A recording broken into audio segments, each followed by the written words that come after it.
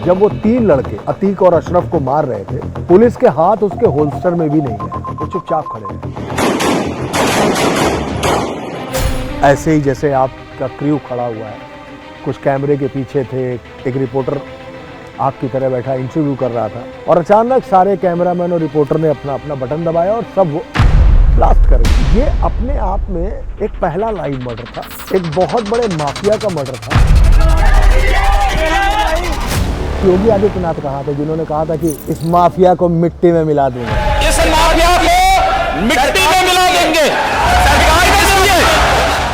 धुरंधर में जब वो अतीक दिखाया गया, पिक्चर बहुत अच्छी पिक्चर बनी है। अतीक हाथों डॉन, हरकतें उसकी गुंडे वाली। अगर वो ऐसा एजेंट था, अगर वो लश्कर तैयबा से जुड़ा था, अगर उसके पास वेपन्स पाकिस्तान से आते थे, तो ये आज तक रिपोर्ट क्यों नहीं? विकास दुबे कि ये वो गाड़ी है जिसमें विकास दुबे सवार था। 9 पुलिस वाले अगर एक विकास दुबे मार देगा तो भगवान उसकी जीप पलटा ही देंगे। मुलायम सिंह उनसे बेहतर बड़े दिल का नेता मैंने आज तक नहीं देखा। छोटे मोटे बयान उनके, कभी कभी कोई कोट कर देता है कि लड़के हैं, लड़कों से गलतियां हो जाती हैं, ये लड़के हैं, गलती हो जाती है। इतने बयान से मुलायम सिंह के कद को नहीं नापा जा सकता। मायावती ने कुछ अफसरों से अपने जूते भी साफ करवाए। क्या सही बात है या फिर सिर्फ ये हवाई बातें हैं सर?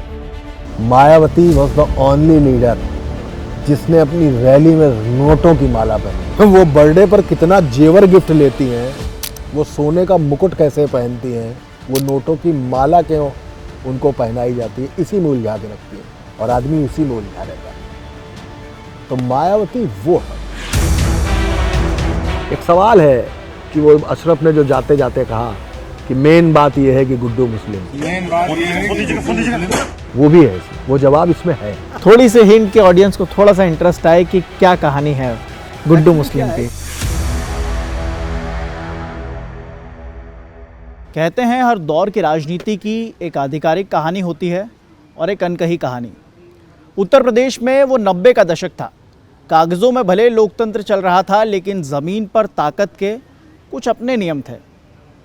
कानून की किताब तो उस दौर में भी थी, लेकिन कई जगह कानून से पहले नाम चलता था नेताजी का।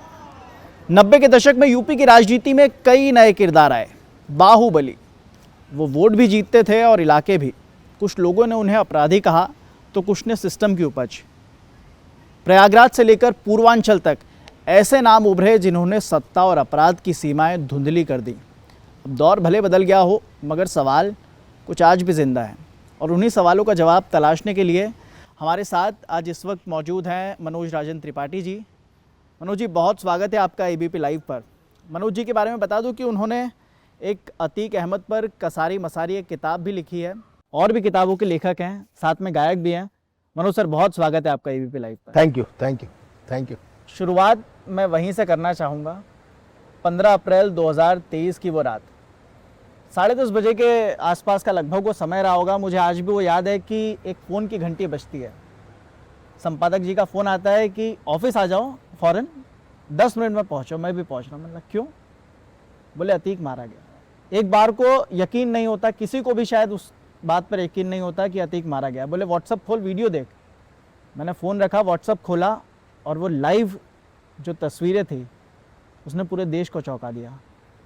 क्या कहानी थी, और आपको कैसे वो पता चला कि जब अतीक मारा गया तब वो दौर आपके लिए कैसा था? मैं 92 से जर्नलिज्म में हूँ। Started with Dainik Jagran, then Hindustan times, फिर नेटवर्क 18 में रहा हूँ 12-14 साल एडिटर, फिर जी में एडिटर था। बहुत सारे विजुअल्स देखे, जैसे आरुषि मर्डर केस में उसके फादर जब अदालत जा रहे थे जी, तो उस पर एक हमला हुआ। फिर वो हमले की कैसेट कैमरे से निकली और ओबी में इन कर दी गई जी, तब वो लाइव दिखाया गया। ऐसे अरविंद केजरीवाल के साथ बहुत सारी घटनाएं हुई, कभी स्याही फेंकी गई, कभी थप्पड़ मारा गया, लेकिन वो डेफर्ड लाइव था।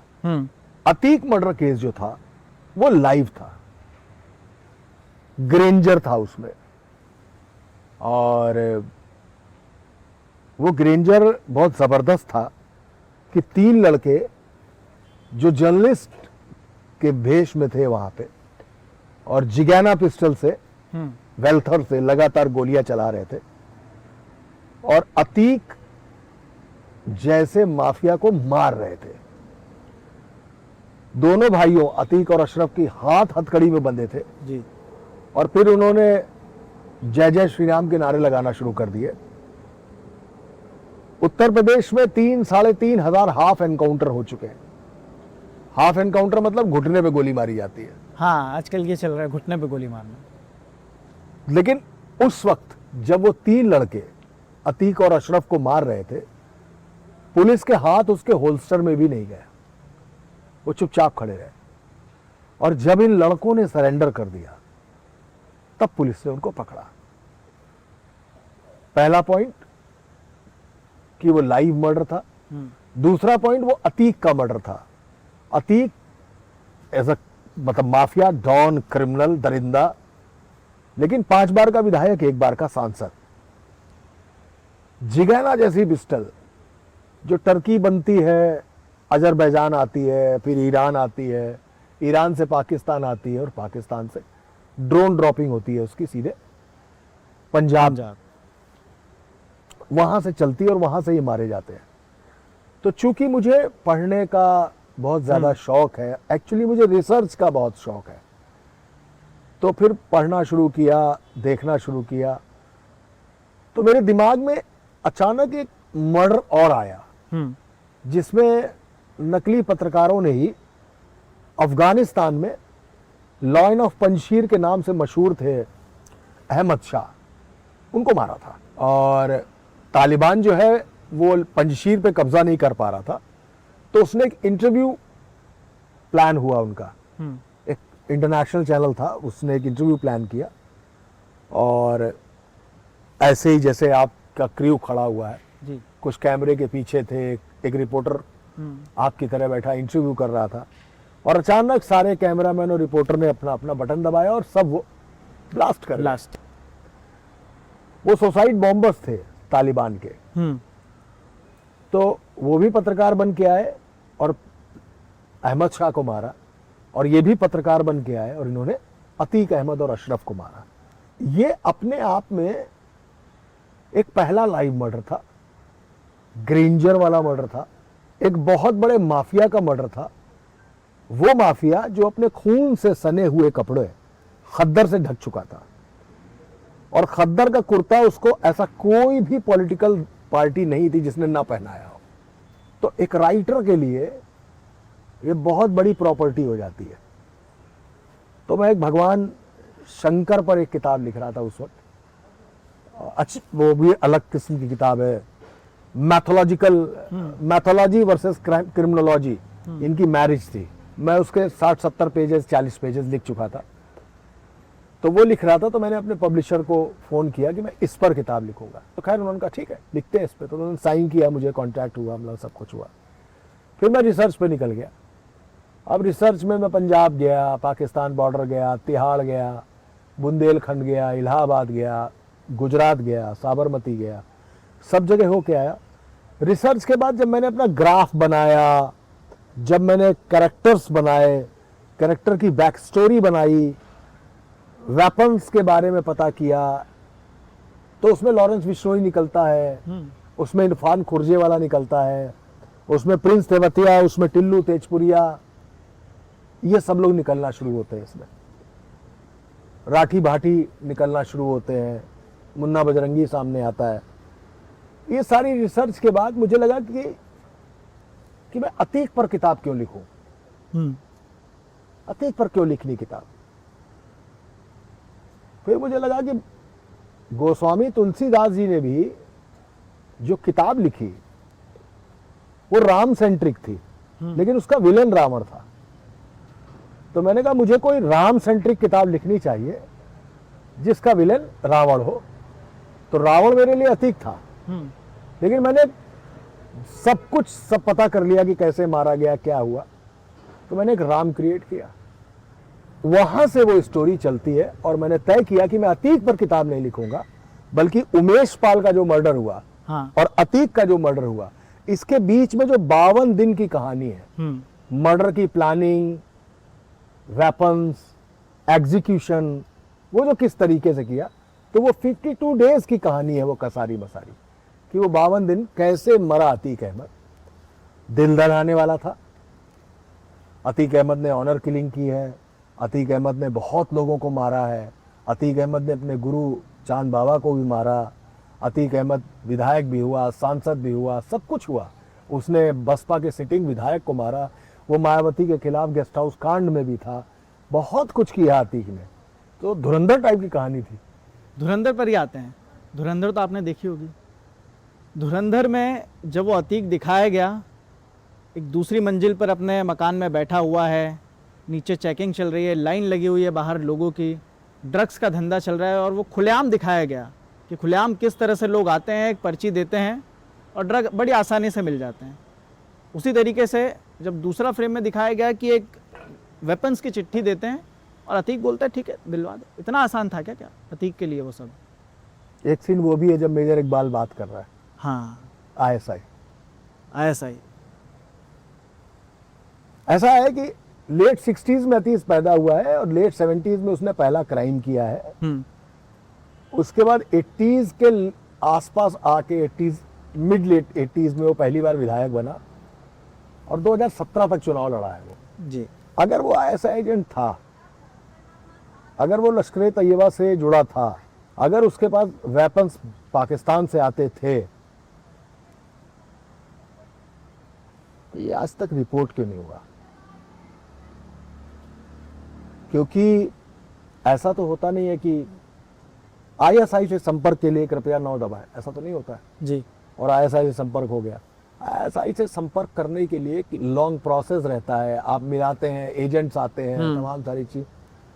और अगर ये सब कुछ हो रहा था तो धूमनगंज थाने के सिपाही से लेके दरोगा तक से लेके LIU से लेके प्रदेश सरकार से लेके सेंट्रल गवर्नमेंट से लेके रॉ इंटेलिजेंस ब्यूरो से लेके किसी को आज तक पता क्यों नहीं चला था कि वो ISI से जुड़ा है?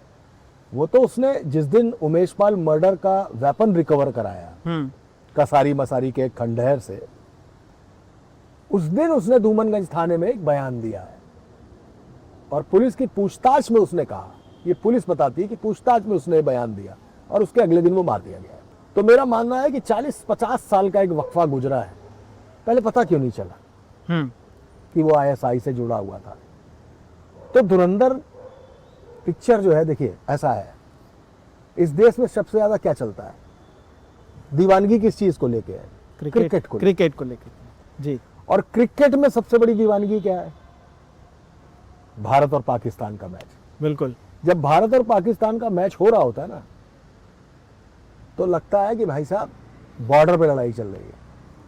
ऐसे में आप पाकिस्तान को विलेन बनाइए, गारंटी है कि पाकिस्तान पर बन गया तो दर्शक पसंद करेंगे।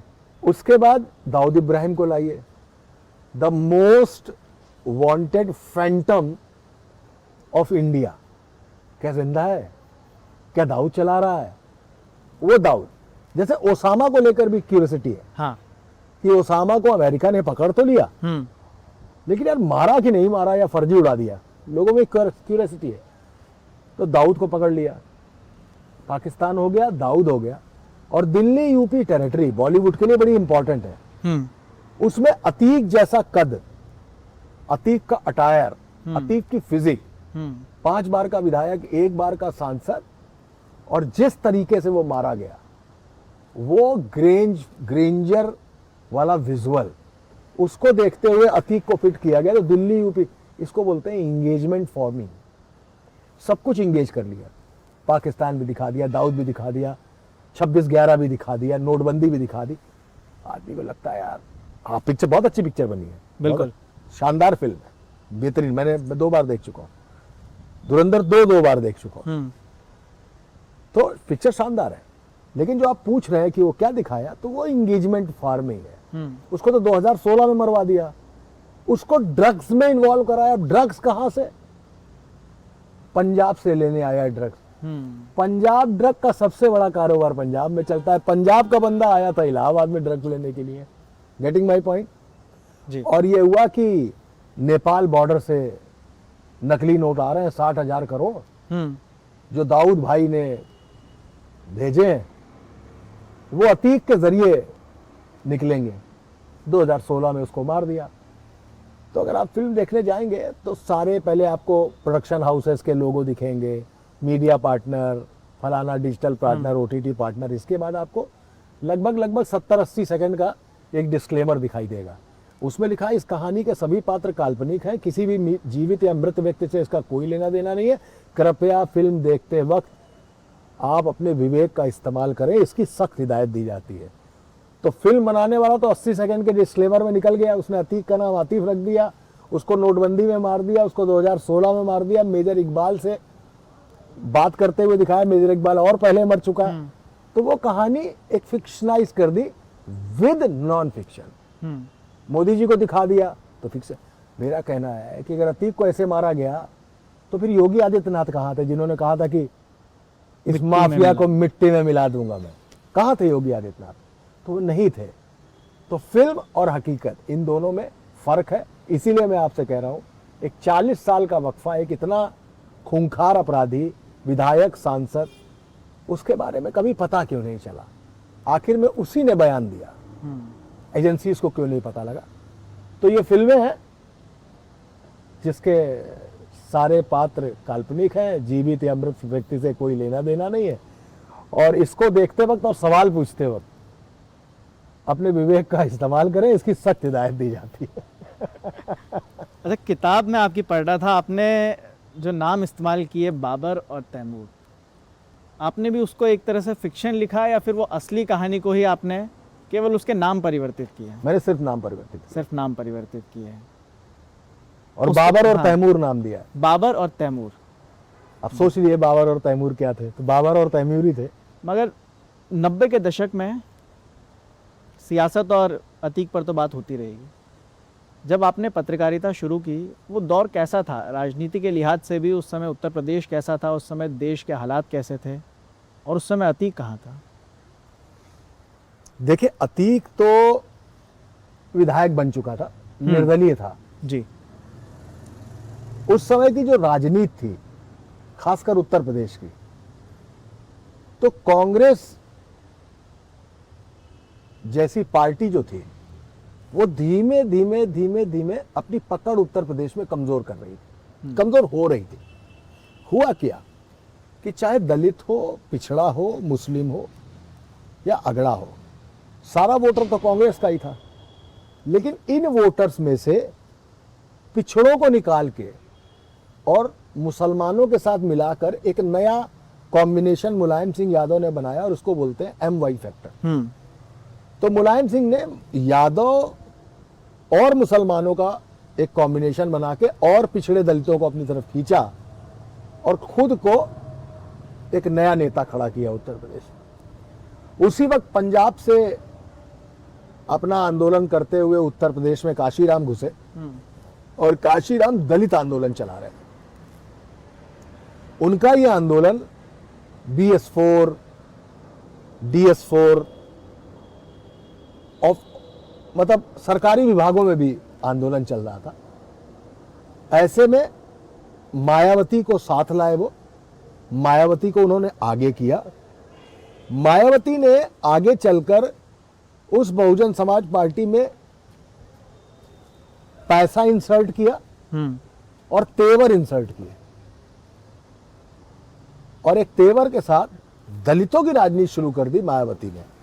तो कांग्रेस से पिछड़े निकले, मुस्लिम निकले, मुलायम सिंह आ गए, दलित निकले, प्लस पिछड़ा कॉम्बिनेशन आया, प्लस थोड़ा अगड़ा आया और मायावती खड़ी हो गई। तो उत्तर प्रदेश में दो दल काम करने लगे, एक मायावती, एक मुलायम सिंह यादव। कांग्रेस हाशिए पे जाने लगी। इसी वक्त आडवाणी रथ यात्रा निकाल चुके थे जी। बिहार में गिरफ्तार हो चुके थे। वो भाजपा जो जनसंघ से होकर भाजपा बनी थी, उसको उत्तर प्रदेश में वो मस्जिद, वो मंदिर जिसका नाम बाबरी या राम मंदिर था, अयोध्या दिखा और अयोध्या ने जनसंघ के उस दिए में थोड़ा और देसी घी डाल दिया और जनसंघ का दिया और ज्यादा जलने लगा। वहां से भाजपा का इंडक्शन हुआ on the base of UP and Ram मंदिर। वहां से कल्याण सिंह की गवर्नमेंट आई। ये सारे दल कांग्रेस से किनारे हटके बने थे, टूट के बने थे, टूट के मतलब वोटर तोड़ के बने थे। लिहाजा किसी भी दल के पास यह हालत नहीं थी कि वो अपने आप को पूर्ण बहुमत की थंपिंग मेजॉरिटी के साथ सरकार बना रहा था। उस वक्त इस तरीके के कोलिजन होना शुरू हुए, गठबंधन सरकारों का दौर आ गया। गठबंधन सरकारों के दौर में कभी सपा बसपा के साथ, कभी बसपा भाजपा के साथ इस तरीके से चलने लगी। अचानक जब मुलायम सिंह से मायावती टूटी, जब मायावती टूटी तो बीच में एक बार भाजपा की सरकार आई, फिर मुलायम सिंह ने अपने दम पर पूरी एक सरकार बनाई। ये वो मुलायम सरकार थी जिसमें निठारी भी हुआ, जिसमें अतीक अहमद इलाहाबाद का मदरसा कांड भी हुआ, जिसमें मेरठ का कविता कांड भी हुआ, और उस वक्त अमिताभ बच्चन सरकार का एक विज्ञापन भी करते थे, और उस विज्ञापन का स्लोगन बोलते थे अमिताभ बच्चन कि जुर्म यहां है कम क्योंकि उत्तर प्रदेश में है दम। ये विज्ञापन समाजवादी पार्टी के लिए माइनस साबित हो गया। वजह थी कि मुलायम सिंह अमर सिंह को ले आए तो अमर सिंह ने स्टारिज्म घोल दिया पार्टी में, और पैसा भी। इस पूरे कैंपेन ने और बढ़ते हुए अपराध ने मुलायम सिंह को किनारे कर दिया, क्योंकि मायावती ने एक बयान दिया था कि अगर वो सत्ता में आएंगी तो मुलायम सिंह को जेल भेज देंगी। उधर की क्राइम, बढ़ते हुए क्राइम, और इसको देखते हुए जनता मायावती की तरफ चली गई। एक वजह और थी, इस बार मायावती ने सोशल इंजीनियरिंग का एक नया फार्मूला इजाद किया, और जिस बहुजन समाज पार्टी का नारा था कि तिलक तराजू और तलवार इनको मारो जूते चार, उसने एक नया नारा दिया कि ब्राह्मण शंख बजाएगा हाथी बढ़ता जाएगा। ब्राह्मण एकजुट हुआ। ब्राह्मण जब मैं कहता हूं तो 10% 11%। ब्राह्मण दलित एक हुआ। पॉलिटिकल लैब में पहली बार मेटल और एसिड का प्रयोग किया गया, और मायावती थंपिंग मेजॉरिटी से सरकार लेके आई। चौथी बार मुख्यमंत्री थी वो, लाई शानदार तरीके से सरकार लेके आई। चलती रही सरकार, बहुत अच्छे ढंग से चली।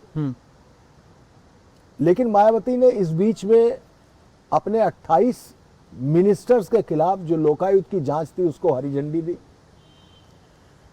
करीबन 150 टिकट काटे। नेशनल रूरल हेल्थ मिशन नाम का एक घोटाला हुआ 10,000 करोड़ का, जिसमें 2 सीएमओ तो मॉर्निंग वॉक के दौरान मार दिए गए, और एक डिप्टी सीएमओ जेल के अंदर ब्रूटली बूचर कर दिया गया। सीबीआई ने हालांकि उसको आत्महत्या बताया, लेकिन बाद में उनकी पत्नी फिर चली गई, उन्होंने चैलेंज कर दिया। वो जो कांड हुआ उस दौरान मायावती ब्यूरोक्रेसी के 10-12 ऑफिसर से घिर गई जी। उनका एक मिनिस्टर था जो एक दलित लड़की के अपहरण और हत्या में शामिल हो गया। हालांकि पहले हाई कोर्ट उसको उम्र कैद हो गई थी, लेकिन बाद में उम्र कैद उनकी बरी हो गई। ये फैजाबाद का शशि राज हत्याकांड था। और आनंद सेन जो खाद्य प्रसंस्करण मंत्री थे, उनको हटना पड़ा। ऐसे उनका एक विधायक था शेखर तिवारी, जिसने मायावती की बर्थडे में चंदा मांगने के लिए पीडब्ल्यूडी के एक इंजीनियर को करंट लगाकर गेल के गेस्ट हाउस में मार डाला था। इनको जेल भेजा गया। ऐसे ही इनका एक और विधायक था बुंदेलखंड का पुरुषोत्तम नरेश द्विवेदी, जो एक लड़की के रेप में फंसा, वो आज भी जेल में है, वो भी जेल चला गया। तो मायावती ने सफाई तो की, लेकिन उस सफाई में एक दिक्कत हो गई कि आप मंत्रियों के खिलाफ ही लोकायुक्त जांच हो जाएगी, 150 टिकट भी कट जाएंगे, आप ही के मंत्री विधायक जेल चले जाएंगे, उसके बाद एनआरसीएम कांड हो जाएगा। यहां से मायावती उत्तर प्रदेश से नमस्ते हो गई। अब जब नमस्ते हो गई तो बचा कौन? भाजपा लहर ला नहीं पा रही थी जी। फिर एक बार मुलायम सिंह सबके सामने आए। लोगों ने फिर समाजवादी पार्टी को इस बार फिर थंपिंग मेजॉरिटी से सरकार बना ली। इस सरकार को लगभग 2 साल तो सिर्फ पर्दे के पीछे से मुलायम सिंह ने चलाया। कहने को ये अखिलेश यादव की सरकार थी। जैसे दुर्गा शक्ति नागपाल को सस्पेंड किया गया, ये बात अखिलेश यादव को मालूम ही नहीं थी। वो मुलायम सिंह ने सस्पेंड कर दिया। मुजफ्फरनगर के दंगे जिस तरीके से अखिलेश यादव हैंडल करना चाहते थे, मुलायम सिंह ने नहीं होने दिए। 84 कोसी अयोध्या की परिक्रमा जो अशोक सिंघल और विश्व हिंदू परिषद करना चाहते थे, अखिलेश चाहते थे कि परमिट कर दो, खत्म हो जाएगा। मुलायम सिंह ने कहा जब तक रोकोगे नहीं तो पॉलिटिक्स कैसे होगी। हो गया, बिगड़ता गया, खनन घोटाला हो गया, मुजफ्फरनगर का दंगा हो गया, और सबसे आखिरी में यादव फैमिली के अंदर ही डिफ्लेक्शन हो गया। अखिलेश यादव को मुलायम सिंह ने राष्ट्रीय अध्यक्ष के पद से हटा दिया, प्रदेश अध्यक्ष के तमाम सारे टिकट बदल डाले, शिवपाल यादव टिकट बांटने लगे, अखिलेश यादव अपनी लिस्ट जारी करते रहे। जब परिवार ही सिर्फ उटव्वल में फंस गया तो सरकार भी सिर्फ उटव्वल में ही फंसती रही, और अंततः अखिलेश यादव को भी वहां से जाना पड़ा। और यहां पहली बार भारतीय जनता पार्टी का उदय होता है, क्योंकि 2014 के बाद नरेंद्र मोदी केंद्र में आ चुके थे और 2017 का ये चुनाव था। तो नरेंद्र मोदी के आते ही वो पहली सरकार थी देश की जो बिना मुस्लिम वोट के बनी थी। आजादी के बाद पहली सरकार थी जो बिना मुस्लिम वोट के बनी, और अचानक मोदी के आने के बाद ये देश और खासकर उत्तर प्रदेश जो भारतीय जनता पार्टी का इंडक्शन प्रोविंस है, वो हिंदुत्व में चला गया। और जब वो हिंदुत्व में जाता है तो फिर थंपिंग मेजॉरिटी पाता है कि सेंट्रल में मोदी, यहाँ पे कोई और। तो मनोज सिन्हा बनाए गए मुख्यमंत्री, घोषित नहीं किए गए, लेकिन हाँ उनको बोल दिया गया। वो बनारस में मत्था भी टेका है, मंदिरों में प्रसाद भी चढ़ाया है। लेकिन आते आते योगी आदित्यनाथ आते हैं, और योगी आदित्यनाथ को मिलती है उत्तर प्रदेश की कमान, जो न संघ से कभी जुड़े थे ना भाजपा से। वो गोरक्षपीठ के पीठाधीश्वर भी थे, वो एक महंत भी थे, योगी भी थे, और भगवा वस्त्रधारी मुख्यमंत्री भी थे, जो भगवा रंग भारतीय जनता पार्टी का रंग है। 2-2.5 साल सरकार चलाने के बाद तेवर दिखा दिए योगी आदित्यनाथ ने, और लॉ एंड ऑर्डर के फ्रंट पर जबरदस्त काम किया।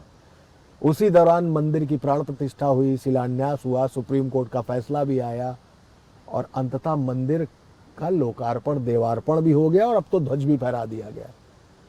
लॉ एंड ऑर्डर पर 3-3.5 हजार हाफ एनकाउंटर, लगभग 1000 के आसपास लोग पकड़े जाने लगे, घर बुलडोज होने लगे, गैंगस्टर की मतलब कुल मिला के हाय होने लगी।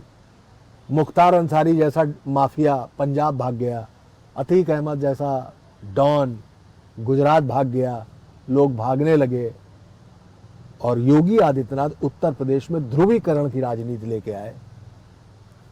बटोगे तो कटोगे, उर्दू कठमुल्लों की भाषा और बाबरी दोबारा कभी नहीं बनेगी, इस तरीके की बयानबाजी और माफिया को मिट्टी में मिला दूंगा वाली जो छवि थी, वो योगी आदित्यनाथ को दोबारा सरकार में लेके आई, और अब 2027 का चुनाव। एक वो दौर था जब नारे सुनाई देते थे कि चले मुलायम कांसीराम, हवा में उड़ गए जय श्री राम, और अब ध्वज लहरा रहा है। इस पूरे 30 साल की यात्रा में उत्तर प्रदेश की राजनीति बड़ी अस्थिर रही। उसी के बीच में जो आप बता रहे थे कि गेस्ट हाउस कांड भी हुआ, क्या किस्सा था वो गेस्ट हाउस कांड का? देखिए, मुलायम सिंह और मायावती की मिलीजुली सरकार थी जी। इस दौरान मुलायम सिंह कुछ ट्रांसफर, पोस्टिंग और विभागों के बंटवारे इस स्टाइल में कर रहे थे जिससे मायावती के नजदीकी अफसरानों को हाशिए पे किया जा रहा था। इसी दौरान एक दिन मायावती ने काशीराम से फैसला करके समर्थन वापस ले लिया सरकार से। अब जब समर्थन वापस ले लिया तो सरकार तो गिर गई जी, लेकिन अभी गिरने में टाइम था, क्योंकि वर्किंग गवर्नमेंट तो वही थी। लिहाजा मुलायम सिंह और उनके विधायकों ने, उनके समर्थकों ने, जिसमें अतीक अहमद भी शामिल था, और मायावती अपने विधायकों के साथ लखनऊ के मीराबाई गेस्ट हाउस में मीटिंग कर रही थी। वहां इन सैकड़ों लोगों ने जाके हमला बोल दिया। खूब मारपीट, खूब जूतम पैजार, खूब कुर्ता फाड़ी, ये सब चलने लगी। वहां पर मायावती पर भी हमला हुआ। वहां पर मतलब बकौल मायावती माने तो शायद उन पर जानलेवा हमला था वो, उसको उन्होंने हमेशा अपमान के तौर पर याद रखा। वजह केवल इतनी ही थी कि मुलायम सिंह उनके अफसरानों को, जो उनके समर्थक या उनके जो करीबी अफसरान थे, उनको धीमे धीमे क्लैश कर रहे थे। फिर ऐसे में भारतीय जनता पार्टी ने समर्थन दे दिया और मायावती की सरकार बन गई। ये था गेस्ट हाउस कांड, जिसको लेकर मायावती ने मुलायम सिंह से कभी हाथ नहीं मिलाया। हाथ छोड़ दीजिए, नजर नहीं मिलाई। सिर्फ एक अखिलेश यादव ने कैसे, क्या, किस तरीके से उनको हमेशा बुआ कहा, तो शायद उस बुआ नाम के रिश्ते का सम्मान मायावती ने रखा और अखिलेश यादव के साथ मिलकर चुनाव लड़ा। लेकिन चुनाव के नतीजे बहुत बेहतर नहीं आए और मायावती का यह मानना था कि अखिलेश यादव ने, समाजवादी पार्टी ने उनके वोटर्स का लाभ उठाया और इसीलिए गठबंधन किया था और हमारा वोट ट्रांसफ़र हो गया। तो उन्होंने गठबंधन को तोड़ दिया। अब शायद लगता नहीं कि ये गठबंधन कभी काम करेगा।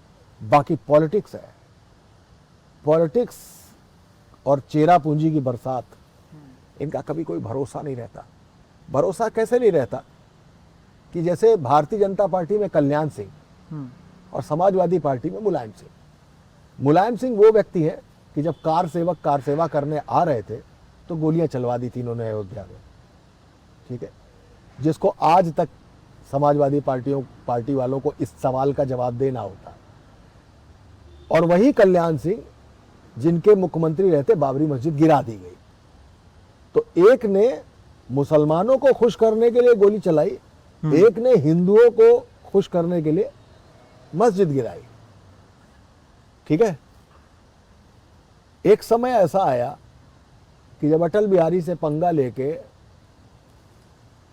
कल्याण सिंह को भारतीय जनता पार्टी छोड़नी पड़ी, उन्होंने राष्ट्रीय क्रांति पार्टी बनाई, जिस पार्टी का हश्र जो था वो सिफर था। और एक वक्त ऐसा आया कि जब राष्ट्रीय क्रांति पार्टी का विलय समाजवादी पार्टी में हुआ, तो जो दो लोग हिंदू और मुसलमान की राजनीति करके अपनी अपनी राजनीति चला रहे थे, चमका रहे थे, वो दोनों एक मंच पर खड़े हुए। उनका नाम था मुलायम सिंह और कल्याण सिंह। कल्याण सिंह मुलायम सिंह जिंदाबाद के नारे लगा रहे थे और मुलायम सिंह कल्याण सिंह जिंदाबाद के नारे लगा रहे थे। इसलिए कह रहा हूं कि पॉलिटिक्स और चेरा पूंजी की बरसात का कोई भरोसा नहीं है, कब कौन किसके साथ खड़े। हम सब तो रंगमंच की कठपुतलियां हैं और ऑनर, हम देखते रहेंगे। और ये उत्तर प्रदेश है जी, ये उत्तर प्रदेश है। इसको प्रदेश कहना बड़ी छोटी सी बात है, ये देश है। 3 बार के मुख्यमंत्री थे नरेंद्र मोदी गुजरात के। गुजरात का वो गोधरा वाला फेस लेकर वो जब आए हैं तो भारतीय जनता पार्टी की मजबूरी बन गए, लेकिन चुनाव लड़ने के लिए उनको बनारस ही आना पड़ा, उत्तर प्रदेश से ही खड़े होना पड़ा, क्योंकि उत्तर प्रदेश से ही जाता है दिल्ली की सत्ता का रास्ता और उनको वहाँ आके रहना पड़ा। तो उत्तर प्रदेश जो है, प्रदेश नहीं, अपने आप में एक देश है। ये जब तक रहेगा, हर टीवी चैनल की 5 हेडलाइंस में से 3 हेडलाइंस उत्तर प्रदेश से रहेंगी। जब तक उत्तर प्रदेश है तब तक आपको योगी, मुलायम, अखिलेश, मायावती, एनडी तिवारी, ये सब नाम याद रखेंगे। 12 से 13 प्रधानमंत्री उत्तर प्रदेश दे चुका है। तो ये उत्तर प्रदेश है और यहाँ उत्तर देने की आदत सबको है, सवाल कोई नहीं जानना चाहता। इतने करीब से आपने राजनीति को देखा है, मायावती का व्यक्तित्व कैसा था? कहते हैं कि एक दौर वो भी था जब मायावती ने कुछ अफसरों से अपने जूते भी साफ करवाए। क्या सही बात है या फिर सिर्फ ये हवाई बातें हैं सिर्फ? देखिए, एक बात कही जाती है कि जब ईस्ट इंडिया कंपनी का राज था जी देश में, तो वाजिद अली शाह शतरंज खेल रहे थे और अंग्रेज कब्जा कर चुके थे 1857 में। और वाजिद अली शाह उठे और उनके जो गुलाम थे वो उनको ढूंढ ढांड के उनके जूते ढूंढ रहे थे कि यहाँ से चलना है, लेकिन वो चलना नहीं चाहते थे, जूते ढूंढ रहे थे। फालतू की बात है। वाजिद अली शाह करीबन 1 साल पहले, लगभग 1 साल पहले ही वहां से हटा के डॉक्ट्रिन ऑफ लैप्स एक कानून था जी, उसके तहत उठा के कलकत्ता भेजे जा चुके थे। तो मायावती ने जूते साफ कराए, ये सब फालतू की बात है। हाँ, मैंने देखा है जब मायावती की कार आती थी, आपने किसी भी ब्यूरोक्रेट का नाम ले लीजिए जिसको आप बहुत दबंग मानते हैं, मैंने कार की खिड़की खोलने के लिए उन्हें दौड़ते देखा है। अपने टाई और कोट संभाल कर वो ब्यूरोक्रेट्स, आईपीएस, आईएएस दौड़ते थे। मंत्री कुर्सी छोड़ खड़े हो जाते थे, कुर्सियां लगती नहीं थी, वो खड़े रहते थे। जब बर्थडे होता था तो क्या शशांक शेखर, क्या विक्रम सिंह, क्या फतेह बहादुर, क्या नेतराम, सब के सब उनको केक खिलाने की होड़ में रहते थे, कैसे उनको केक खिला दे। Mayawati was the only leader जिसने अपनी रैली में नोटों की माला पहनी, और नोटों की माला पहनने के बाद जब पूरे देश में मीडिया चिल्लाने लगा कि मायावती ने नोटों की माला पहनी है, तो मायावती ने अगले दिन प्रेस कॉन्फ्रेंस बुलाई। लगा कि मायावती इस पर सफाई देंगी। मायावती ने फिर उस प्रेस कॉन्फ्रेंस में सबसे पहले नोटों की दूसरी माला पहनी। आशुतोष मेरे एडिटर थे, उन्होंने मुझसे सवाल पूछा कि ये तो मायावती बहुत ढीठ है, ये तो इस तरीके से दोबारा नोटों की माला पहन रही है। हमने कहा मायावती का स्टाइल ऑफ पॉलिटिक्स यही है। उसने सारे विपक्ष को, चाहे समाजवादी हो चाहे भारतीय जनता पार्टी हो, नाली, खरंजा, किसान, सड़क, रोजगार, इन मुद्दों पर ध्यान ही नहीं जाता। वो बर्थडे पर कितना जेवर गिफ्ट लेती हैं, वो सोने का मुकुट कैसे पहनती हैं, वो नोटों की माला क्यों उनको पहनाई जाती है, इसी में उलझा के रखती है और आदमी उसी में उलझा रहेगा। तो मायावती वो है। वो किसके अंदर दम है कि अपने 28 मंत्रियों को लोकायुक्त जांच में दे दे? जी। किसमें दम है कि 150 टिकट काट दे? किसमें दम है कि मुलायम सिंह की हुई पुलिस सिपाही भर्ती के 25,000 सिपाहियों को एक साथ बर्खास्त कर दे और लगभग 150 आईपीएस और पीपीएस को उठा के एफआईआर करके मुकदमे में डाल दे? किसकी हिम्मत है? किसकी हिम्मत है कि उनका विधायक एक इंजीनियर को मार दे और उसको उठा के जेल, अपने घर से जेल भेजा? किसकी हिम्मत है लड़की का बलात्कार करने वाले पुरुषोत्तम नरेश द्विवेदी को कोई बचा ले? यहाँ कुलदीप सेंगर को बचाने में 6-7 महीने लग गए। उस लड़की ने मट्टी का तेल अपने ऊपर डाल के आग न लगाई होती, आग लगाने की कोशिश न की होती, तो उसका मुकदमा दर्ज नहीं होता। मुकदमा दर्ज होने के बाद भी कुलदीप सेंगर को हटाने में बहुत टाइम लग गया। मायावती की सरकार में ही अतीक और बड़ा होता गया। मायावती की सरकार में अतीक बड़ा नहीं होता गया, मायावती की सरकार में तो अतीक छोटा होता चला गया। जो कार्रवाई आपने योगी आदित्यनाथ की देखी, नो डाउट योगी आदित्यनाथ की सरकार में बहुत शानदार तरीके से अतीक के खिलाफ काम हुआ है, लेकिन उसकी शुरुआत, उसका पहला हैमर तो मायावती ने ही मारा था 2007। उसके कॉम्प्लेक्सेस 2007 से लेके उसके कॉम्प्लेक्सेस, उसके सारे पे हथौड़े बुलाए, गिरा दिया था सब उसका उठा के। वो काम तो सबसे पहले लॉ एंड ऑर्डर के मामले में मायावती का कोई जोड़ नहीं था, लेकिन गई वो लॉ एंड ऑर्डर के ही मामले पे, एनआरएचएम कांड जो हुआ, लेकिन उसमें पैसा इन्वॉल्व था। पैसे का इन्वॉल्वमेंट मायावती के लिए हमेशा एक प्रॉब्लम रहा। उन्हीं के यहाँ के विधायक, उन्हीं के यहाँ के मंत्री बताते रहे कि मायावती से मुलाकात का पैसा लगता है, मायावती से टिकट उस शहर की स्थिति को देखते हुए उस टिकट का पैसा लगता है। क्या सही में होता था ऐसा? होता तो था। मेरे कई दोस्त हैं जो विधायक हुए, मेरे कई मंत्री भी हुए, तो टारगेट तो था सबको। अक्सर आम लोगों के मन में सवाल होता है कि कितना पैसा लगता है विधायकी में? उत्तर प्रदेश या नॉर्थ इंडिया में पैसा बहुत लगता नहीं है। साउथ में जाइए, हाँ, तो यहाँ का चुनाव अगर 50 करोड़ का है तो साउथ का चुनाव होगा 500 करोड़ का।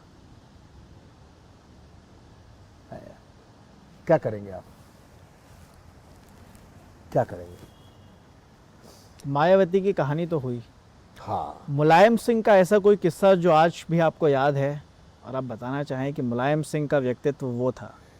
मुलायम सिंह का नाम था धरतीपुत्र, उनको टाइटल मिला था धरतीपुत्र, जी। क्योंकि सैफई के एक गांव से एक बंदा उठा और उसने अपने आप को मुलायम सिंह बनाया। मतलब प्रधानमंत्री होते बचे वो। शरद यादव और लालू यादव ने यादवों के बीच की पॉलिटिक्स ना खेल दी होती तो मुलायम सिंह प्रधानमंत्री भी हो चुके होते। मुलायम सिंह यादव बहुत समझदार नेता थे। उन्होंने बेनी प्रसाद वर्मा को कुर्मियों का सबसे बड़ा नेता बना दिया। बेनी प्रसाद वर्मा नो डाउट उनका भी कद था, लेकिन कुर्मी का बड़ा नेता बनाया उन्होंने। कुर्मी मतलब 6%, यादव मतलब 7%। उन्होंने जनेश्वर मिश्र को, छोटे लोहिया का टाइटल उनके पास था, जनेश्वर मिश्र को ब्राह्मणों का नेता बनाया। उन्होंने, हालांकि वो राष्ट्रीय लोकदल से थे, चरण सिंह से जुड़े हुए थे, समाजवादी पार्टी के फाउंडर मेंबर थे, लेकिन रामपुर के एक नेता को उठाकर देश स्तर का मुस्लिम नेता बनाया जिसका नाम था आजम खान। उन्होंने मोहन सिंह को ठाकुर नेता बनाया। उन्होंने अमर सिंह को भी ठाकुर नेता बनाया, लेकिन अमर सिंह को फाइनेंस दिया कि पार्टी के लिए स्टारिज्म और पैसा तुम लाओगे। ठीक है। अब आप सोचते होंगे कभी कभी कि ये पैसा क्यों आता है, बर्थडे पे मायावती गिफ्ट क्यों लेती है, या मुलायम सिंह ने अमर सिंह को फंडिंग के लिए क्यों रखा होगा, कहां से फंड्स आते होंगे। तो इस देश में एक लंबे समय तक कांग्रेस का राज था। मुलायम सिंह ने बेनी प्रसाद वर्मा को कुर्मियों का बड़ा नेता बनाया। बेनी प्रसाद अपने आप में एक फिगर थे जी, लेकिन मुलायम सिंह ने उनको और ऊपर उठाया। मुलायम सिंह ने जनेश्वर मिश्र, जो छोटे लोहिया के नाम से जाने जाते थे, उनको ब्राह्मण चेहरा बनाया समाजवादी पार्टी का। चरण सिंह से जुड़े हुए समाजवादी पार्टी के फाउंडर मेंबर रामपुर के एक नेता को उन्होंने नेशनल लेवल का मुस्लिम लीडर बना दिया, दैट वाज आजम खान। मोहन सिंह ठाकुर के नेता। ठीक है। इसी तरीके से अमर सिंह को लाते हैं, वो ठाकुर नेतागिरी भी करते हैं लेकिन ग्लैमर लाते हैं साथ में बॉलीवुड का और पैसा। जैसे अभी आपने सवाल पूछा था कि मायावती ये पैसा क्यों लेती होंगी, तो क्या, मुझे ये बताइए, 70-75 साल कांग्रेस की गवर्नमेंट रही जी, तो जो बड़े बड़े उद्योग घराने रहे होंगे वो पार्टीज को चंदा देते होंगे। बिल्कुल। ये जो रीजनल पार्टीज हुई इनको पैसा कहां से आएगा पार्टी चलाने के लिए? तो मे बी वो टिकट का जो पैसा है कि पैसे से टिकट मिलता है, तो हो सकता है वो पार्टी फंड हो। पार्टी भी तो चलेगी, रैली भी तो होंगी। क्या मतलब नेतागिरी वही कर सकता है जिसके पास कोई फैक्ट्री हो? पैसा कहां से लाएगा? रैली करनी होगी, बसेस लानी होंगी, तमाम सारे खर्चे डिस्ट्रीब्यूट होते हैं, लेकिन एक फंड तो होता ही है।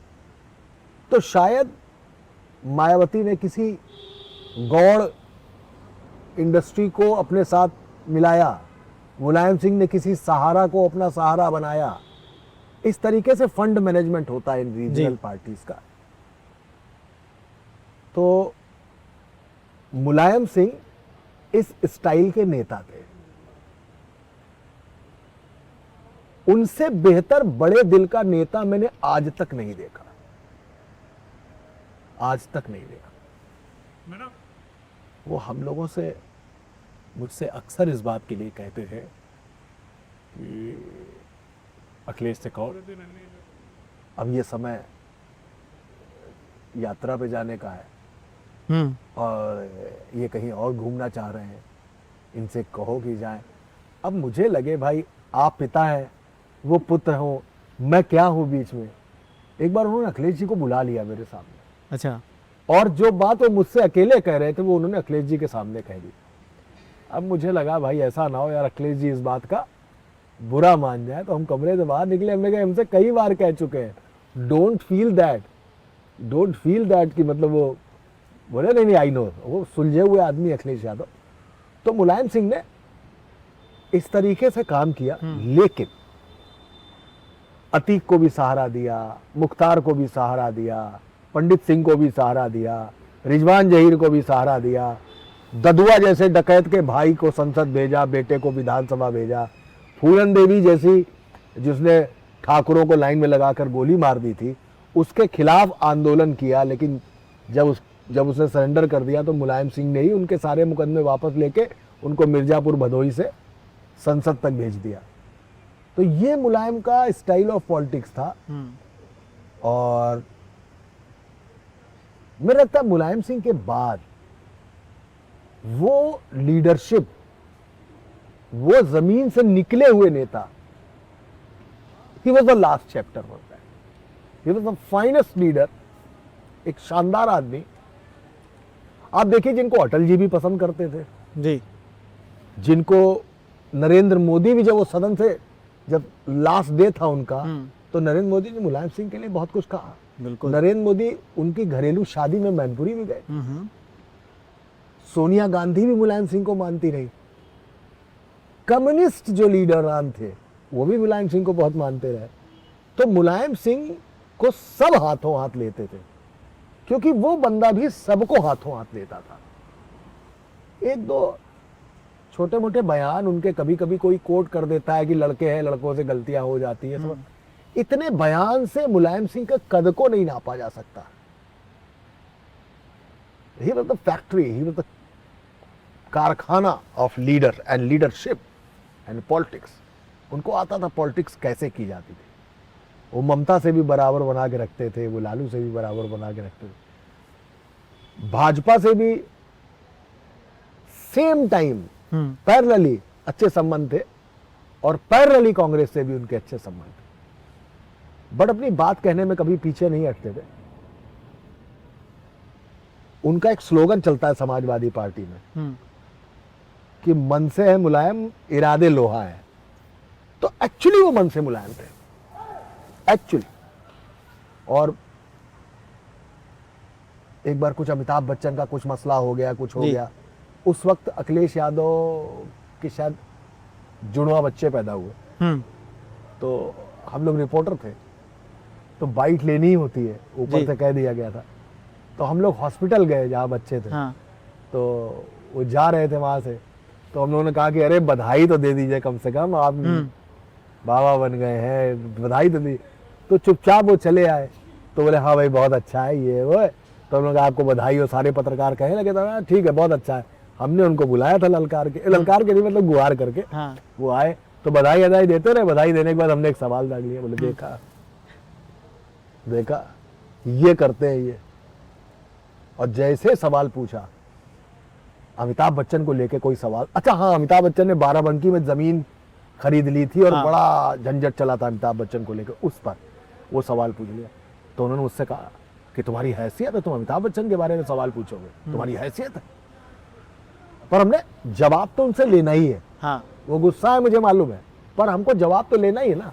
हमारे लिए अमिताभ बच्चन एक स्टार वैल्यू वाली खबर है जो हेडलाइन में चलेगी और पूरे दिन व्हील पे चढ़ी रहेगी। तो वो तो ले लिया। 2 दिन बाद अरविंद जो उनके ओएसडी रहे, उनका फोन आया, बोले नेताजी मिलना चाहते हैं। नेताजी ने बुलाया और नेताजी बोले चलो। तो नेताजी ने हमको बैठाला अपने साथ चौपर पे, मिर्जापुर, सोनभद्र, बरेली, ऐसे होते हुए हम लोग उनके साथ कई जगह, मतलब मैं और कोई नहीं, हम लोग का मतलब मैं, हम और मुलायम सिंह दोनों लोग गए। रास्ते में बहुत सारी बातें हुई। मैनपुरी में एक पकौड़ी लाल कोल है जिनको बहुत प्यार करते रहे, वो विधायक भी रहे शायद 1-2 बार। पकौड़ी लाल कोल के घर से खाना आता, खाना वो हमेशा घर का बना हुआ खाते थे। खाना आया, खाना खिलाते रहे और आपको हमेशा खाना खिलाएंगे। गेहूं भी उनके घर का होगा, दाल भी उनके घर की होगी, तेल भी उनके घर का होगा, सब कुछ खिलाते। बस इतना घूम घाम के हम लोग वापस आए। वो घर पे उतरे, अपनी गाड़ी से हमको ऑफिस छुड़वाया ये केवल 2 दिन पहले जो उन्होंने कहा था कि तुम्हारी हैसियत है अमिताभ के बारे में सिर्फ सवाल, उसके लिए, केवल उसके लिए। मतलब ये व्यक्तित्व था, ये व्यक्तित्व था मुलायम सिंह, ये व्यक्तित्व शानदार आदमी था। मायावती और मुलायम सिंह यादव से थोड़ा सा हम आगे बढ़ते हैं। सीएम योगी आदित्यनाथ की उत्तर प्रदेश की राजनीति में एंट्री कैसे हुई? देखिए, योगी आदित्यनाथ न कभी संघ से रहे न कभी भाजपा से। जी। मनोज सिन्हा मुख्यमंत्री लगभग घोषित हो चुके थे।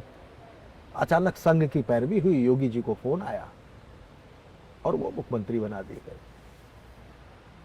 इसके पीछे कोई बहुत पॉलिटिक्स जैसी बात नहीं है।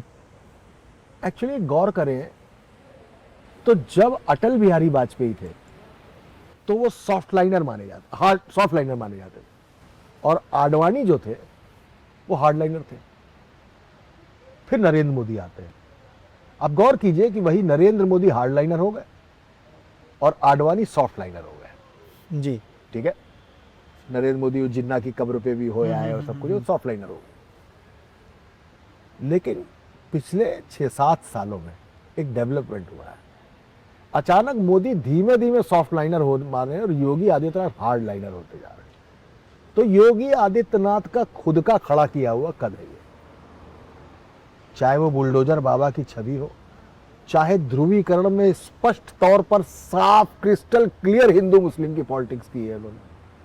मेरे पास एक उत्तर प्रदेश के एक दमदार नेता का फोन आया, उन्होंने कहा कि भैया योगी आदित्यनाथ मुख्यमंत्री हो रहे हैं, कहीं नाम नहीं था उनका। फिर एक ब्यूरोक्रेट का फोन आया कि मनोज सारे नाम छोड़ दो, योगी आदित्यनाथ। 2 सोर्सेज इतने पावरफुल सोर्सेज थे। मैं टीवी में था, एडिटर था मैंने कहा खबर चला दो। खबर चली, कोई नहीं, योगी आदित्यनाथ होंगे उत्तर प्रदेश के मुख्यमंत्री। सारे चैनल 2 घंटे 3 घंटे क्रॉस चेक ही नहीं कर पाए। ये कहाँ से खबर आई है? अब नाम मत पूछिए। तो बड़े रिलायबल सोर्स थे। जब ये खबर चली, हाँ, तब मैं नेटवर्क 18 में एडिटर था। जैसे ही खबर चली वैसे ही उत्तर प्रदेश में जितने बूचड़ खाने थे धड़ाधड़ बंद होने लगे विद इन नो आवर, और पूरे प्रदेश में ऑपरेशन मजनू शुरू हो गया। हाँ, ये जो लड़कियों के साथ छेड़छाड़ कॉलेज के बाहर, कोचिंग के बाहर, अचानक शुरू हो गया। अभी नाम पार्टी ने घोषित नहीं किया था, केवल चैनल की स्क्रीन पे मनोज राजन त्रिपाठी ने लिखवा दिया था। आप समझिए क्या जलजला रहा होगा। वो जलजला लौटते ही, मतलब मुख्यमंत्री बनते ही दिखा दिया कि बुलडोजर कैसे चलता है। अकेला मुख्यमंत्री है जो कहता है कि माफिया अगर गोली चलाएगा तो हम उसका स्वागत फूल माले से नहीं करेंगे, गोली का जवाब तो देना ही होगा। और कहीं हिच नहीं है उस आदमी को कुछ कहने में, जिद है, ये करना है तो करना है। 9 पुलिस वाले अगर एक विकास दुबे मार देगा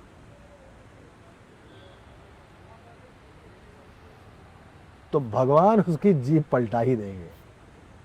ये आपको क्या लगता है, ये इसकी पटकथा पहले से लिखी जा चुकी थी विकास दुबे वाले कांड की कि देखिए, जीप विकास दुबे को कोर्ट ने भी ओके कर दिया है कि वो जीप पलटी, वो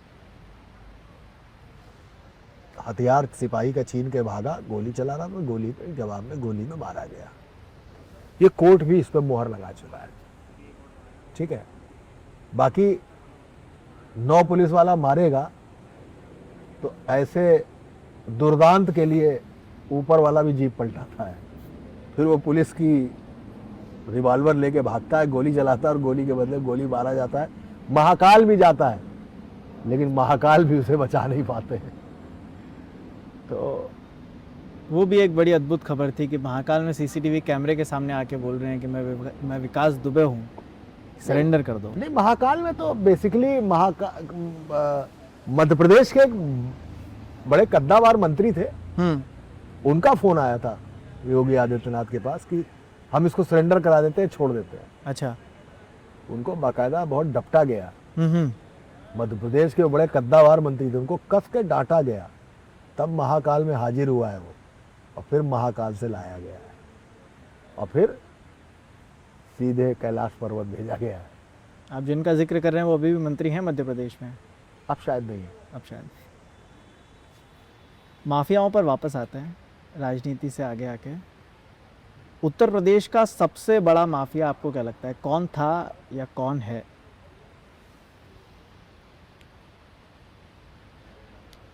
मुख्तार अंसारी, हरिशंकर तिवारी, शिव प्रकाश शुक्ला को मैं माफिया नहीं मानता। माफिया नहीं था वो, माफियाजन की तरफ बढ़ रहा था। रिजवान जहीर, ब्रजेश सिंह, विकास दुबे को मैं बिकरू का माफिया मानता हूं। इतना बड़ा माफिया था नहीं वो, जितना टीवी ने दिखा दिया उसको, तो बढ़ गया वो उस कांड के बाद। इतना बड़ा नहीं था। एक तो घर से टूटा हुआ था, परिवार में झंझट हो चुके थे, हाँ। और बैलेंस दिमाग का शुरू से था, लेकिन वो बिकरू से बाहर है। वो अरे जो आदमी प्रधानी लड़ रहा हो, इसी चक्कर में पड़ा हो कि गांव की प्रधानी हमारे ही घर से जाएगी, और वो वहां रोज जो बैठ के गांव की पंचायत निपटा रहा हो, जो शहर स्तर की नहीं सोच पाता, वो प्रदेश स्तर की सोचेगा क्या क्या विधायक बनेगा, क्या माफिया बनेगा। ये सारे माफिया उत्तर प्रदेश में थे। अगर डकैट्स पे जाएंगे तो ददुआ से बड़ा कोई डकैत नहीं था। ददुआ की पाठा के जंगलों में बुंदेलखंड में तूती बोलती थी। सारा पटेल कुर्मी वोट उसके नाम पर वोट देता था कि वो जहां कहेगा वहीं दिया जाएगा। इसलिए उसके परिवार के लोग संसद और विधानसभा तक गए। ये बेसिकली मतलब मैं पिछले 3-4 दशक की बात करूं तो यही लोग थे। पर नेशनल लेवल पर अगर किसी का नाम हुआ है तो मुख्तार मतलब एक सीजन्ड डॉन माफिया टाइप की छवि है। अतीक था तो डॉन, हरकतें उसकी गुंडे वाली थी, तो वो गुंडा रह गया। मुख्तार और अतीक ये दोनों कैसे अलग अलग थे, मतलब क्या इनके किस्से थे? मुख्तार की फैमिली बहुत ऊंची थी। उनकी फैमिली में अगर मैं गलत नहीं हूं तो वीर चक्र मिला हुआ है। अच्छा। मैं रिश्ता भूल गया हूं उनसे। वीर चक्र मिला हुआ है। और मुख्तार के भाई लगातार चुनाव जीतते रहे। उनका जो ननिहाल था वो बहुत पढ़ा लिखा और सीजन्ड परिवार था। मुख्तार को गुंडागर्दी का शौक हुआ और वर्चस्व की लड़ाई में ब्रजेश सिंह मुख्तार से लड़ते लड़ते ब्रजेश सिंह बन गए, और मुख्तार ब्रजेश सिंह से लड़ते लड़ते मुख्तार बन गए। फिर कृष्णानंद राय आए, मनोज सिन्हा के गुरु, और कृष्णानंद राय की हत्या के बाद मुख्तार का और जलजला हो गया। अतीक अहमद तो कसारी मसारी में टांगे वाले के यहां पैदा हुआ है। दिमाग से क्रिमिनल था तो क्राइम करता चला गया। अपने गुरु को देखकर उसको पॉलिटिक्स करनी थी तो पॉलिटिक्स में आ गया, वहां सफल हो गया। लेकिन मदरसा कांड के बाद कभी वो कोई चुनाव जीत नहीं पाया। क्या था वो मदरसा कांड? पहले अतीक रेलवे स्क्रैप का काम करता था, और इलाहाबाद रेलवे का बहुत बड़ा स्टेशन है। स्टेशन मतलब मैं स्टेशन की बात नहीं कर रहा, रेलवे का बहुत बड़ा सेंटर है, तो स्क्रैप वहीं जाता था। तो अतीक जो था वो स्क्रैप का काम करता था। हालत ये हो गई कि करोड़ों का टेंडर लाखों में अतीक उठाने लगा। तंग आकर रेलवे ने स्क्रैप का वो जो पूरा हिस्सा था, गोडाउन था, वो झांसी शिफ्ट कर दिया। और लालू प्रसाद यादव उस समय रेल मंत्री थे। उन्होंने एक घोषणा कर दी बजट में कि रेलवे के मोटे स्क्रैप से अब रेल के पहिए बनेंगे। तो स्क्रैप के काम में कमी आ गई, गैंग बड़ा हो चुका था, खर्चे बढ़ चुके थे। ऐसे में अतीक की नज़र वहाँ की लैंड्स पर पड़ी। कौशाम्बी और इलाहाबाद के बीच में जो गंगा कछार का इलाका है, वहाँ पे हज़ारों बीघा ज़मीन प्लस सिविल लाइंस के प्लॉट, इलाहाबाद के प्लॉट्स, उन पर अपने कब्जे शुरू किए। करोड़ों के प्लॉट कौड़ियों में लेना शुरू कर दिए। जिसने लिख दिया वो ठीक, जिसने नहीं लिखा उसकी किस्मत लिख दी उसने। यहां से अतीक ने लैंड का काम शुरू किया। वो अपनी एक टाउनशिप बना रहा था, जिस टाउनशिप में एक मदरसा आ रहा था, मदरसा था मुसलमानों का था, और उस मदरसे में लड़कियां ही पढ़ती थी, तो उसने 2-4 बार धमकवाया उस मदरसे वाले मौलवी को। उसने मना कर दिया कि नहीं करेंगे। तो अशरफ अपने गैंग्स के साथ वहां पहुंचता है। वहां पे 12-12, 14-14 साल की बच्चियों के साथ रेप होता है। मुलायम सिंह की गवर्नमेंट थी, बहुत बड़ा कांड था। फिर रिक्शे खोमचे वाले उसमें सेटल कर दिए गए। ना अशरफ का नाम आया, ना पहले नाम आया सब, लेकिन फिर सब दब गया, खत्म हो गया सब। किसी ने मदरसा का, ये मदरसा कांड था। उस मदरसा कांड के बाद अतीक को कई जगह जा जा के माफी मांगनी पड़ी कि हम नहीं थे, हमने ऐसा नहीं किया। लेकिन जो मुसलमान अतीक के साथ खड़ा था वो मुसलमान अतीक के खिलाफ हो गया। यही वजह है कि जब अतीक मारा गया तो मुसलमान पहले ही खिलाफ था, लेकिन अब जमाना बदल चुका था। अब केंद्र में मोदी और प्रदेश में योगी गवर्नमेंट, अब हिंदुत्ववादी सरकार हो चुकी थी। ऐसे में अतीक से जो मुसलमान नाराज था, फिर अतीक के लिए मुसलमान हो गया। और जब मीडिया की गाड़ी पीछा करती थी अतीक के काफिले का, तो उतनी बार हिंदुत्व एक होता था ना, कि मुस्लिम माफिया, तो उधर मुस्लिम एक हो रहा था, इधर हिंदू एक हो रहा था। ये पॉलिटिक्स का एक बड़ा हिस्सा है। इस पूरे 3 दशक में वो पहली बार कब था जब आपने अतीक को नोटिस किया कि अतीक अहमद एक किरदार है जो कभी इतना बड़ा भी बन सकता है? अतीक को नोटिस किया? हाँ, अतीक को मैंने सबसे पहले नोटिस किया राजू पाल हत्याकांड में। राजू पाल चेला था, जैसे अतीक चांद बाबा का चेला था। हाँ, तो चांद बाबा के खिलाफ वो चुनाव लड़ना चाहता था। ऐसे जब वो सांसद बन गया तो विधायकी की सीट खाली हो गई उसकी, तो विधायकी की सीट पे वो अशरफ को खड़ा करना चाहता था, खड़ा भी कर दिया। लेकिन राजू पाल को मायावती ने टिकट दे दी, क्योंकि वो दिमाग में गेस्ट हाउस कांड बैठाई थी, तो अतीक अहमद से नाराज थी, तो उन्होंने राजू पाल को टिकट दे दिया। राजू पाल जीत गया। अब जीतने से खोल गया अतीक कि हमारा चेला हमारे भाई को हरा दिया। 9 दिन हुए थे शादी के। राजू पाल दौड़ा दौड़ा कर मारा राजू पाल को अतीक अहमद एंड गैंग ने। उमेश पाल राजू पाल के साथ था, दोस्त था, वो उस पूरे हत्याकांड का गवाह था। अतीक ने उमेश पाल को खरीद लिया 2 करोड़ 2.5 करोड़ रुपए में, और उमेश पाल सीबीआई की गवाही से पलट गया। अंततः वही हुआ कि जैसे मदरसा कांड था, वैसे नो वन किल्ड राजू पाल हो गया, किसी ने नहीं मारा। और यहां से उमेश पाल अतीक की जमीनों का धंधा देखने लगा। अतीक साबरमती जेल चला गया, और वो जो प्लॉट बेच रहा था, जो पैसे आ रहे थे, वो पैसे अतीक की फैमिली को दे नहीं रहा था। वो अतीक ने कई बार उसको फोन करके कहा कि ये मत करो, पैसा घर दे दो।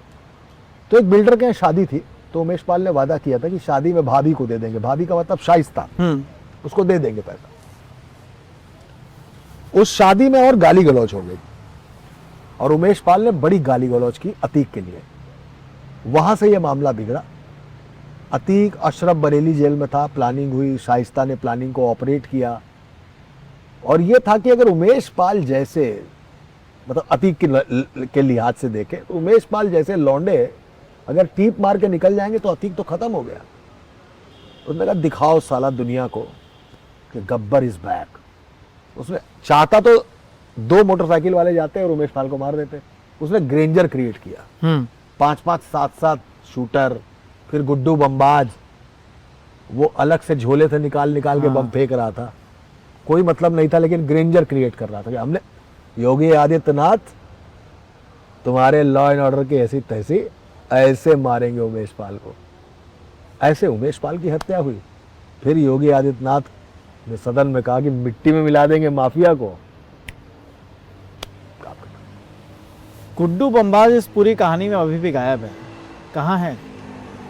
ये किताब 1.25 साल पहले आई थी, कसारी मसारी। हाँ, इसके आखिरी पन्ने की आखिरी लाइन है कि गुड्डू बमबाज जो है वो बांग्लादेश में है। तो किताब लिखने के 2 महीने बाद छपी है। और 1.25 साल हो गए। अभी 5 महीने पहले गुड्डू बमबाज बांग्लादेश से सऊदीया भागा, यानी अब तक बांग्लादेश में था, यानी किताब बिल्कुल परफेक्टली ऑल राइट है। एक और किरदार है इस कहानी का, शाइस्ता परवीन, वो भी गायब है। हाँ गायब है। मालूम है पुलिस को कहाँ है? पुलिस अरेस्ट क्यों नहीं करे शाइस्ता और गुड्डू वो को? खुशी दुबे हो जाएगी, विकास दुबे की। नहीं अरेस्ट करना है उसको। जैसे विकास दुबे वाले मामले में खुशी दुबे को अरेस्ट करके सरकार को लगा कि गलती कर दी हमने, नहीं करना चाहिए था, तो सरकार ने धीमे धीमे पैरवी कम की खुशी दुबे को, तब खुशी दुबे को जमानत मिल गई। शाइस्ता को भी ऐसे ही है कि जहां पे इसकी लोकेशन मिले वहां पे एक सायरन बजाती हुई, हूटर बजाती हुई पुलिस की एक जीप गुजार दो, ये अपनी लोकेशन बदल देगी। मतलब बस दौड़ाते रहो, हाफते एक दिन खुद ही खत्म हो जाएगी। ये है कहानी। कसारी मसारी पे आते हैं। कसारी मसारी का ऐसा कौन सा चैप्टर है जो आपके हिसाब से सबसे ज़्यादा खतरनाक लगा आपको, या सबसे ज़्यादा इंटरेस्टिंग कहेंगे आप? हॉट पोटैटोज किलिंग टमाटोज, ये वाला चैप्टर पढ़िएगा। हॉट पोटैटोज कहते हैं जिस किसी विषय पर बोलना नहीं चाहिए। ये एक अमेरिकन स्लैंग है कि अगर कोई विवादित विषय है जिस पे आदमी कहता है, क्या कहता है, नो आंसर, है ना, नो कमेंट्स, तो नो कमेंट्स का एक वहां पे स्लैंग है जिसको कहते हैं हॉट पोटैटो। और किलिंग टमाटोज उसी हिस्से का एक चैप्टर है जिसमें मुन्ना बजरंगी की हत्या की गई। वो कैसे प्लान किया? हॉट पोटैटोज किलिंग टमाटोज, ये जो चैप्टर है, इस चैप्टर से ही उमेश पाल की हत्या की बुनियाद बन गई है। और इसी चैप्टर से अतीक अहमद कैसे एग्जीक्यूट होगा उसका एक लाइन ऑफ एक्शन तैयार हो गया है कि कहां से शुरू हुआ होगा, आखिर तार कैसे जुड़े होंगे। ये ऐसी कोई बात इस पूरे केस को लेकर, इन पूरे 3 दशकों को लेकर, जो इस किताब में आपने नहीं लिखी हो, अतीक की कहानी? मैंने इसमें मुकीम काला लिखा है जो जेल में मारा गया जी। मैंने इसमें मुन्ना बजरंगी लिखा है जो जेल में मारा गया। मैंने सुनील राठी, अनिल राठी, सुनील भाटी, इन दोनों के बारे में लिखा है। मैंने अनिल दुजाना के बारे में लिखा है, मुख्तार अंसारी के बारे में नहीं लिखा। विकास दुबे की जीप कैसे पलटी, ये लिखा है। विकास दुबे की जीप क्यों पलटी, इसकी एक वजह है इस कहानी में लिखने की, क्योंकि जब अतीक अहमद का काफिला चल रहा था तो हर चैनल पे एक हेडलाइन चल रही थी कि अतीक की जीप पलटेगी। तो जब मैं लिखूंगा और मेरा पाठक जब किताब पढ़ेगा तो पूछेगा ना कि ये जीप पलटने का क्या मसला है, हाँ। तो मैं बताऊंगा कि जीप विकास दुबे की पलटी थी। तब से ये एक कहावत हो गई है कि फला माफिया है, अगर वो भाग रहा है तो उसकी जीप पलटेगी। ठीक है, तो इसमें वो है। और गुड्डू मुस्लिम की लास्ट लोकेशन है। और एक सवाल है कि वो अशरफ ने जो जाते जाते कहा कि मेन बात ये है कि गुड्डू मुस्लिम, वो भी है इसमें। वो जवाब इसमें है। क्या है वो जवाब? कि वो अशरफ कह क्या रहा था।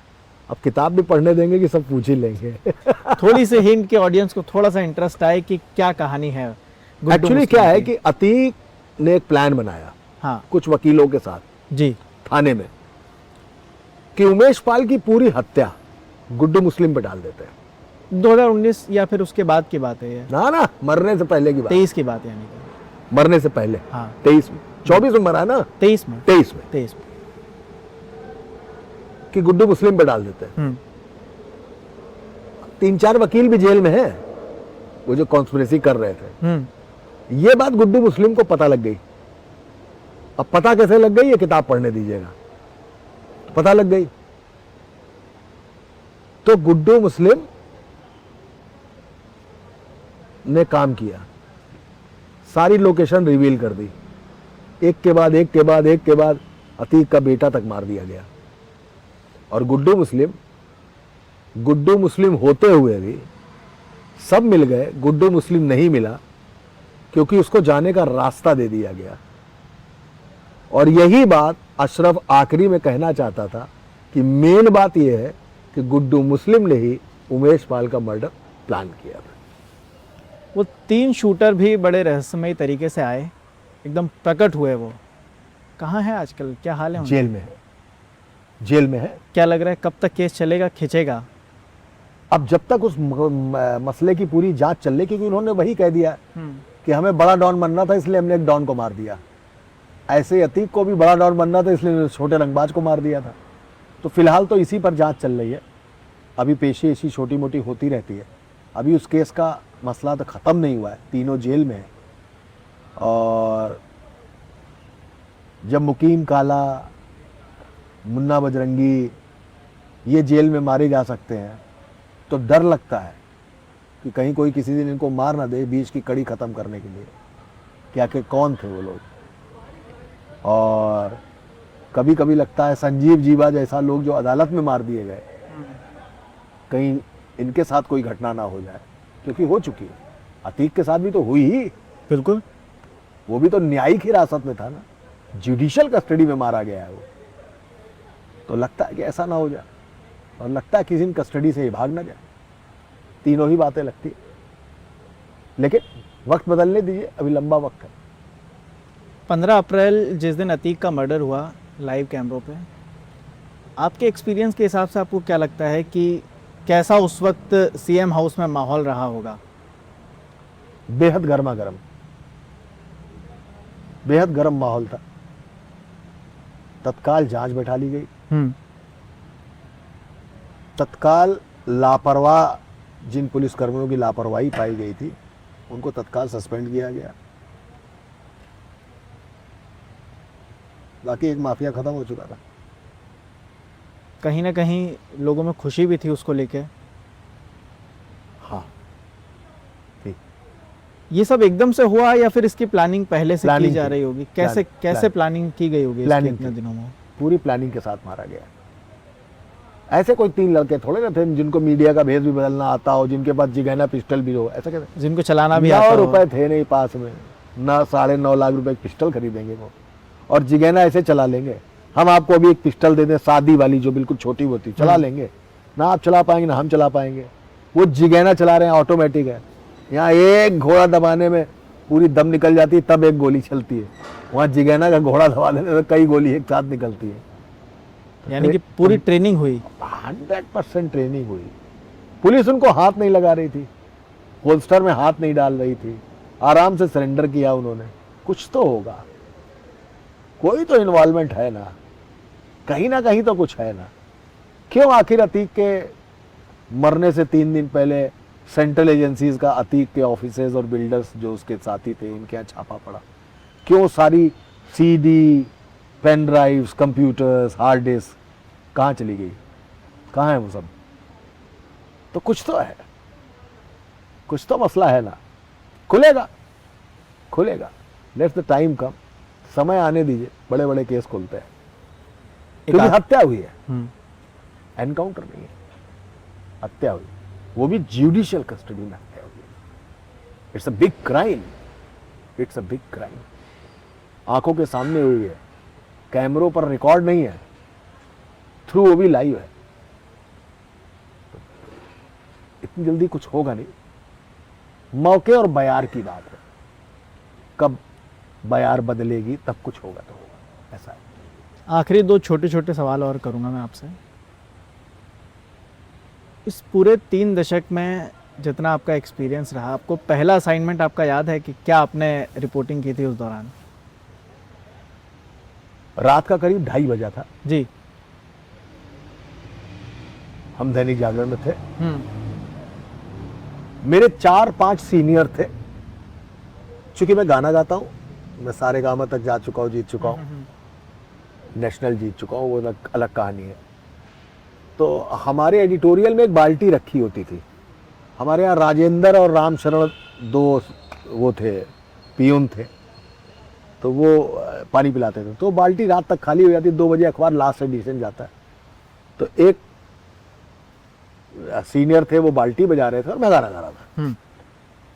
तब तक मैंने देखा कि सामने जितने 3-4 लोग बैठे थे सब खड़े हो गए। मैं गाना गा रहा था, मैं गाता रहा, जब देखा तो खड़े हो गए तो मैं चुप हो गया, पीछे देखा तो नरेंद्र मोहन जी खड़े थे, दैनिक जागरण के संपादक भी थे और मालिक भी थे। तो उन्होंने कहा लातूर में भूकंप आ गया है, लातूर में भूकंप आ गया। तो तनवीर हैदर उस्मानी उस समय काफी सीनियर रिपोर्टर थे, जो बाद में अल्पसंख्यक आयोग के अध्यक्ष भी बने और भाजपा अल्पसंख्यक प्रकोष्ठ के भी अध्यक्ष रहे। उनसे उन्होंने कहा कि तनवीर जी आप चले जाएंगे, तो उन्होंने कहा मेरी डायबिटीज बढ़ी हुई है, मैं नहीं जा पाऊंगा। तो एक जसवंत जी थे, सरदार थे, मैंने सरदार रिपोर्टर्स कम देखे पर वो थे। उन्होंने कहा जस्सा जी, जस्सा भैया आप चले जाइए। तो उन्होंने अपनी पैंट ऐसे उठाई और घाव दिखाया, बोले मेरा घाव पका हुआ है। तो बोले किसी को मालूम है लातूर कहाँ है? तो मुझे नौकरी किए हुए मुश्किल से 6 महीने हुए थे, 6 महीने 4 महीने। तो मैंने कहा सर वो महाराष्ट्र में है, औरंगाबाद वाला जो जोन है पूरा महाराष्ट्र में। बोले तुम जानते हो? मैंने कहा जानता हूँ, औरंगाबाद से थोड़ी दूर पे है लातूर। तो बोले कैसे जानते हो? तो मैंने कहा मैं पुणे में पढ़ा हुआ हूँ। तो बोले जा सकते हो? मैंने कहा जा सकते हो। उन्होंने रात में अकाउंटेंट को बुलाया, 17,000 रुपए उस समय मुझे दिए गए थे और एक आइडेंटिटी कार्ड बना था। दैनिक जागरण में आइडेंटिटी कार्ड नहीं मिलता था, लेकिन वो बना। मैं रात में घर गया, मैंने कुछ कपड़े रखे और एक ट्रेन जो सीधे औरंगाबाद उतारती थी, मैं उस ट्रेन पे चढ़ गया। पूरी खाली ट्रेन थी, लगभग खाली ट्रेन। दिल्ली से? नहीं सर, मैं कानपुर में। कानपुर हेड ऑफिस है दैनिक जागरण, वहां से मैं लातूर गया। मनोहर जोशी मुख्यमंत्री होते हैं शायद उस समय, शिवसेना की सरकार थी उस समय, अगर मैं गलत नहीं हूं तो, थोड़ा पुरानी याद धीमी हो रही। हाँ, मनोहर जोशी शायद थे। 22-23 दिन बाद लौटा हूं। मैंने एक घर में 168 लोगों की मौत हुई थी। बड़ा घर था, पूरी फैमिली खानदान साथ रहते थे। सास्तूर जिला था, वहां सैकड़ों लोगों की मौत हुई थी। बहुत कुछ कवर करते करते करते करते जब मैं 22 या 24 दिन बाद कानपुर लौटा हूं, एक फैक्स की दुकान थी केवल एक, भूकंप था वहां। उस फैक्स की दुकान पे नेशनल इंटरनेशनल मीडिया वहां था। नरसिम्हा राव प्रधानमंत्री थे। अब मेरा कैरियर 4 महीने का था केवल। सब कवर किया, सब जगह जगह गया जहां पे मतलब क्या मौतें हुई थी, बदबू ही बदबू, मलबा ही मलबा। लातूर की ये हालत थी। सास्तूर जिला था, वहां बहुत जबरदस्त आया था। अब मैं लातूर बताऊं तो विलासराव देशमुख का वो इलाका है जहां से रितेश देशमुख उनके बेटे हैं, हीरो जो है, वो लातूर इलाका है। तो नरसिम्हा राव आए, वहां एक प्रेस कॉन्फ्रेंस हुई जिसमें नेशनल इंटरनेशनल सारे मीडिया था। अंग्रेज भी थे, ऑस्ट्रेलियन भी थे, फ्रेंच भी थे। सबसे बेहतरीन बात आपको बताऊं, हाँ, नरसिम्हा राव से कोई फ्रेंच में सवाल पूछता था तो वो फ्रेंच में जवाब देते थे। उनसे कोई जर्मनी में बात करता था तो जर्मन में जवाब देते थे। इंग्लिश तो दे ही लेते थे। हाँ। मराठी में सवाल तो मराठी में जवाब, बंगाली में सवाल तो बंगाली में जवाब, पंजाबी में सवाल तो पंजाबी में जवाब, हिंदी में सवाल। कौन सी लैंग्वेज थी जो उसको नहीं आती थी? उनको सैल्यूट है भाई, क्या लिटरेट आदमी थे नरसिम्हा राव। वहां से जब मैं 22 या 23 दिन बाद लौटा हूं तो दैनिक जागरण के जितने एडिशन निकलते थे देश भर से, 22 दिन तक हर एडिशन के फ्रंट पेज के टॉप पर लातूर की खबर और मेरी बाईलाइन, लातूर से मनोज राजन त्रिपाठी। ये मेरा पहला असाइनमेंट था जिंदगी का, 4 महीने के करियर में। ये 90 के दशक की बात है। 92 की बात। 92। मुझे कुछ लोगों ने बताया कि मैं स्टार बन गया हूं, कुछ लोगों ने बताया कि मैं स्टार बन गया हूं। मुझे नहीं लगा कि मैं स्टार बन गया हूं, लेकिन हाँ, एक रिपोर्टर अपने स्किल से रिपोर्टर हो सकता है। मेरा मानना है कि टैलेंट आपके पास है, ये गॉड गिफ्ट है। उस टैलेंट को आप अगर तराशते हैं खुद तो ये कर्म है, लेकिन कंप्लीट मसला यहां नहीं होता है। गॉड गिफ्ट और कर्म के साथ एक आदमी चाहिए आपको जो आपके उस टैलेंट को पहचाने और आपको पुश करे। तो मुझे नरेंद्र मोहन जी मैं 4 महीने के लड़के को नहीं पहचानते थे। उन्होंने ही देखा ये यंग बॉय, अच्छा सुंदर सा ठीक ठाक काले बालों का, घने घने बाल, ये सब है लड़का, और अगर ये जानता तो लेट हिम गो। तो मेरा वक्त उस जगह आया हुआ था, मैं गाना सुना रहा था, उस समय ऐसा होना था। तनवीर जी या जस्सा भैया का मना करना शायद जरूरी था मेरे लिए, और उन्होंने मना किया, मैं चुना गया, और 22 दिन के अंदर तो मैं तो मनोज राजन त्रिपाठी हो गया साहब। एक आखिरी सवाल और करना चाहूँगा सर मैं आपसे, इन 3 दशक की रिपोर्टिंग के दौरान ऐसा आपको कोई लगता है कि सबसे खतरनाक दिन एक रहा हो, जिस दिन बात जान तक आ गई हो, या फिर कुछ ऐसी खबर हो जो आपने देखी हो या आपने सुनी हो और उसको छाप नहीं पाया? ऐसी कोई खबर आज तक नहीं आई जिसको हम दिखा ना पाए हो, छपा ना। ये तो मामला यही खत्म है जी। कोई खबर नहीं ऐसी। मायावती की सरकार थी, 3 सीएमओ मारे जा चुके थे।